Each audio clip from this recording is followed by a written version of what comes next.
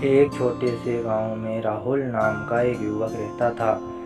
राहुल एक उज्ज्वल और प्रतिभाशाली युवक था, लेकिन वे आत्मसंदेह और असुरक्षा से जूझता रहा। यानी प्रतिभाओं से धनी होने के बावजूद उसे अपने आप पर विश्वास नहीं था। उसके बड़े सपने और आकांक्षाएं थीं, लेकिन वे अक्सर अपने सामने आने वाली चुनौतियों से अभिभूत महसूस करता था।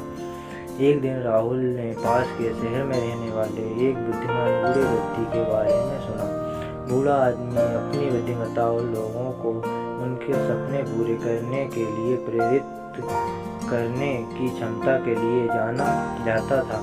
राहुल ने बूढ़े आदमी को ढूंढने और उसका मार्गदर्शन लेने का फैसला किया।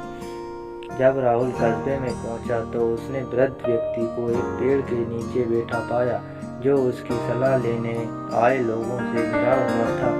राहुल ने धैर्यपूर्वक अपनी बारी का इंतजार किया और आखिरकार जब वे आई तो उसने बूढ़े व्यक्ति से पूछा कि वे अपने आत्मसंदेह को कैसे दूर कर सकता है और अपने सपनों को प्राप्त कर सकता है। बूढ़ा मुस्कुराया और राहुल को एक कहानी सुनाई। एक बार एक युवक था जो एक महान संगीतकार बनने का सपना देखता था।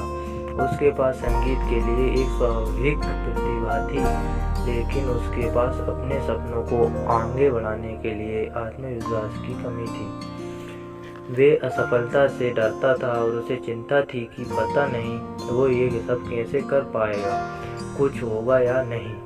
एक दिन युवक की मुलाकात एक बुद्धिमान बूढ़े संगीतकार से हुई, जिसने अपने करियर में बड़ी सफलता हासिल की थी।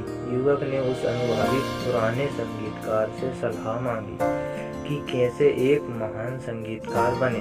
बूढ़ा संगीतकार मुस्कुराया और बोला, मेरे युवा मित्र, एक महान संगीतकार बनने की कुंजी सिर्फ प्रतिभा या कौशल नहीं है, ये निरंतर अभ्यास करने, अपनी गलतियों से सीखने और अपने सपनों को कभी न छोड़ने की इच्छा है। याद रखें, सफलता कोई मंजिल नहीं है, ये एक यात्रा है और यात्रा हमेशा मंजिल से ज़्यादा महत्वपूर्ण होती है।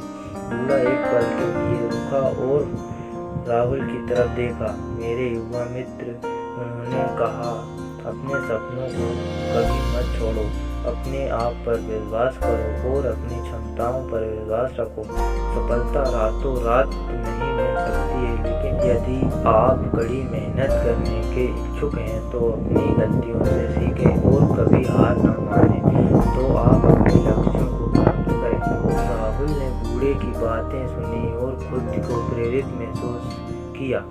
उसने आत्मविश्वास और दृढ़ संकल्प की एक नई भावना के साथ शहर छोड़ दिया। वे जानता था कि उसे अभी भी एक लंबा रास्ता तय करना है, लेकिन वे अब अपने सपनों का पीछा करने से नहीं डरता था।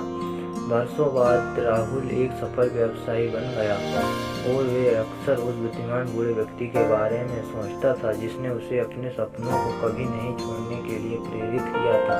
वे जानता था कि उसकी सफलता केवल उसकी प्रतिभा या कौशल का परिणाम नहीं थी, बल्कि उसकी कड़ी मेहनत करने, अपनी गलतियों से सीखने और अपने लक्ष्यों को कभी न छोड़ने की इच्छा का भी परिणाम था।